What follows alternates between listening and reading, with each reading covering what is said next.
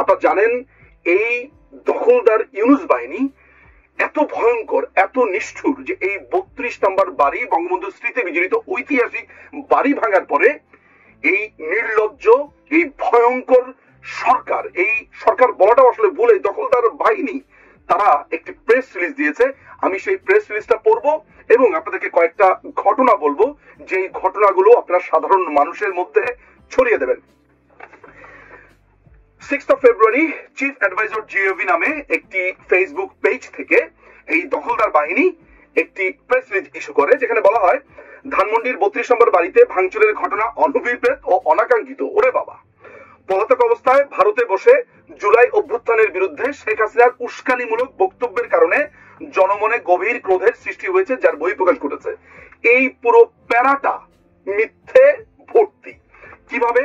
মাননীয় প্রধানমন্ত্রী ভাষণ দেওয়ার কথা, অর্থাৎ 5 ফেব্রুয়ারিতে রাত 9টায় বাংলাদেশ সময় ভাষণ দেওয়ার কথা, একদিন আগে থেকে ঘোষণা দিয়েছে এই বাড়ি ভেঙে ফেলবে।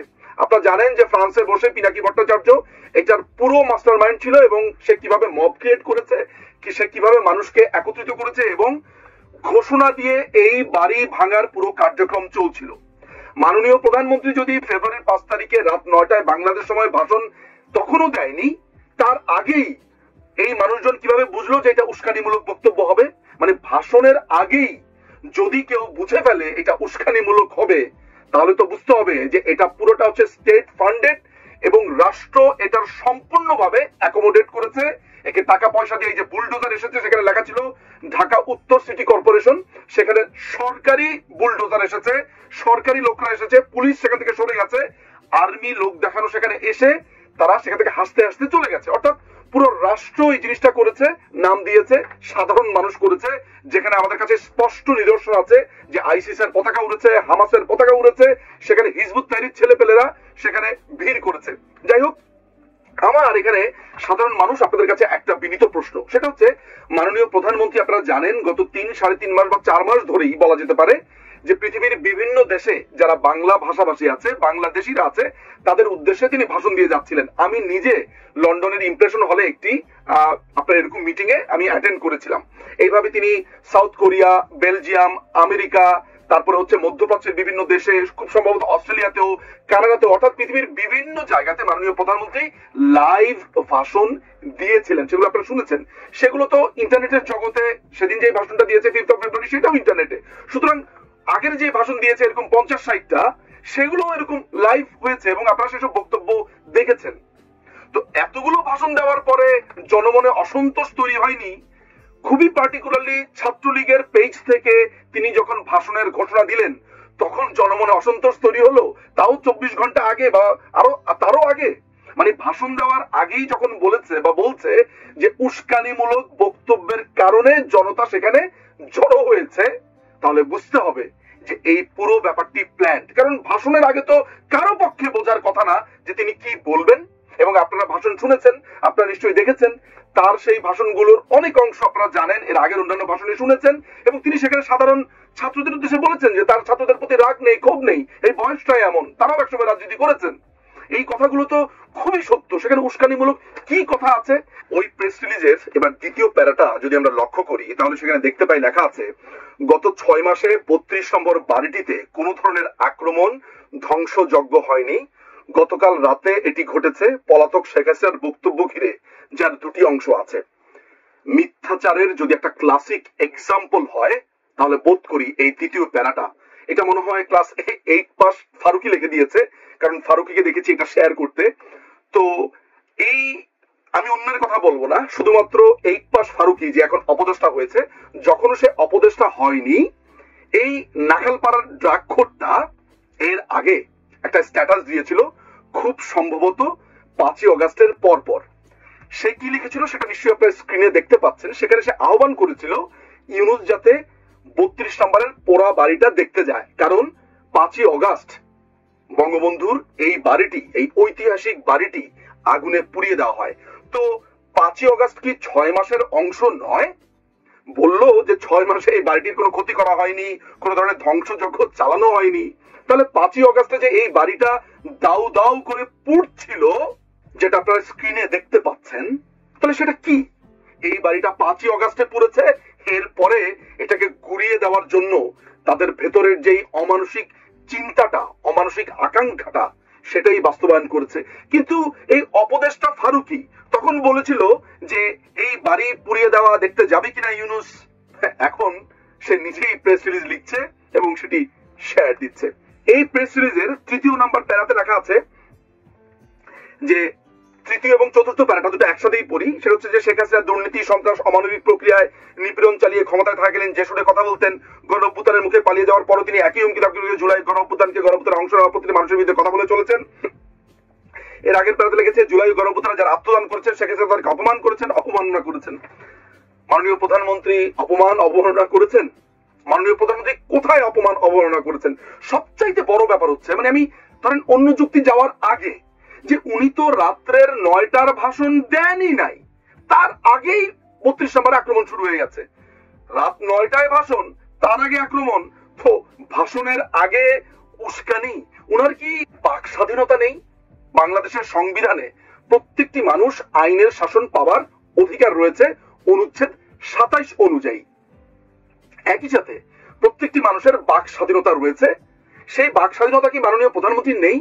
মাননীয় প্রধানমন্ত্রী বাংলাদেশের কোন আদালতে কিংবা পৃথিবীর কোন আদালতে এখনো পর্যন্ত কোন ধরনের অপরাধের জন্য, আই রিপিট, বাংলাদেশ এবং পৃথিবীর কোন আদালতে কোন অপরাধে বাংলাদেশের মাননীয় প্রধানমন্ত্রী শেখ হাসিনা কি অপরাধী সাব্যস্ত হয়েছেন?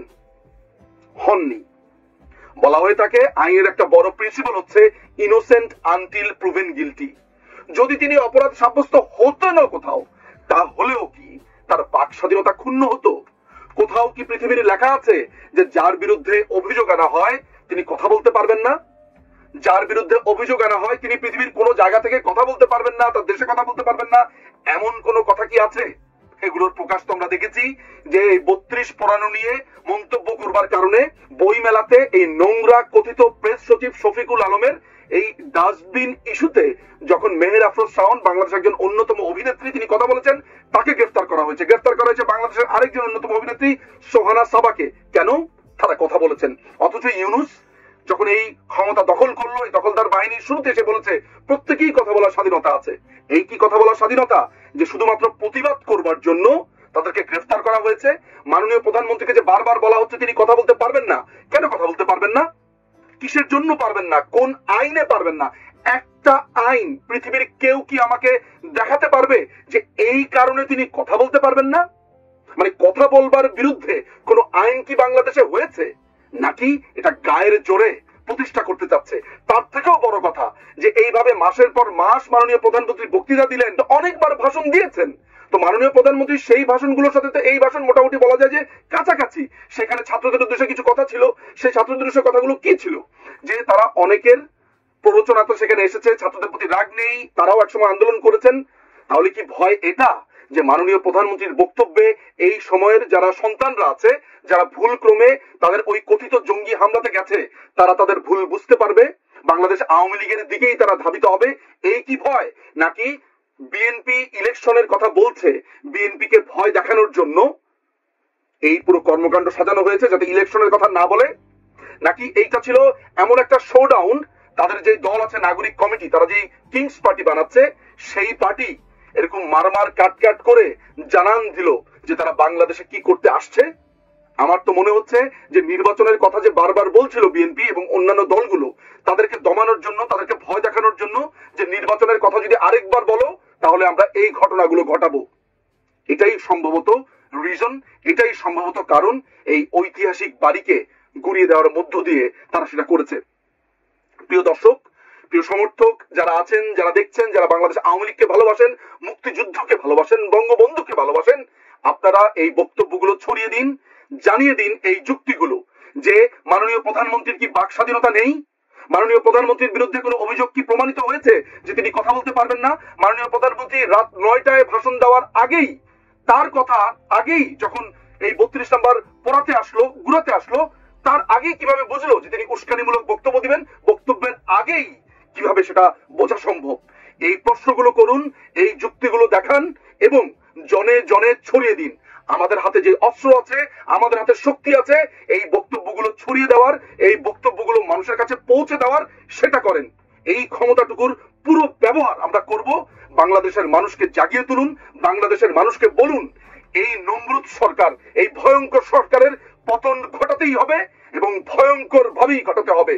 আমাদের যদি একটা সন্তানও বেঁচে থাকে, আমাদের আমাদের লেগেসি যদি একজনও বেঁচে থাকে এই বাংলাদেশে, আমরা থাকি আর না থাকি, এই প্রত্যেকটি অন্যায়ের বিচার তারাই করবে। আমরা বেঁচে থাকলে আমরা করব, আমরা মরে গেলে আমাদের পরের প্রজন্ম করবে, আমাদের পরের প্রজন্ম বেঁচে থাকলে তার পরের প্রজন্ম করবে। কারণ এই টর্চ, এই আন্দোলন, এই ক্রোধ সবার ভেতরেই প্রবাহিত হয়েছে। প্রত্যেকেই শপথ নিয়েছি এবং বড় কিছু নিশ্চয়ই আসছে। দেখতে থাকুন, ছড়িয়ে দিন। অনেক ধন্যবাদ। জয় বাংলা, জয় বঙ্গবন্ধু, বাংলাদেশ চিরজীবী হোক।